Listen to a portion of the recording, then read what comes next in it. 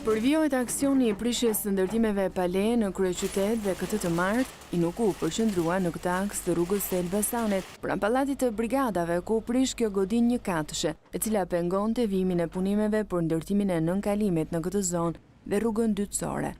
Është me sipërfaqe gati 300 metra katror, beton arme për të ndërtuar objekt më I lartë, është pa leje dhe do të ekzekutohet. Po unë I thirrje të gjithë banorët të kësaj zone, të gjitha objektet që janë pa leje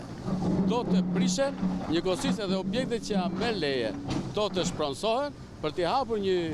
dritë tjetër për një rrugë dytësore e cila do të ndërtohet nga Gjuhë të Huaja dhe deri këtu ku jemi neve. Zoti Dajti ka theksuar se Inuku nuk ka asnjë kundërshtim të fortë të pronarëve të objekteve dhe prishjet e ndërtimeve pa leje do të vijojnë deri pranë Fakultetit të Filologjisë në ditët në vijim. Janë afërsisht 20 objekte, të cilat prekin rrugën,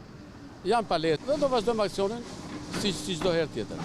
Këto objekte kanë qenë pengesë veç të tjerash edhe për përfundimin e rikonstruksionit dhe zgjerimit të rrugës së Elbasanit, e cila ka nisur prej vitesh dhe ende nuk ka një afat se kur do të mund të përfundojë.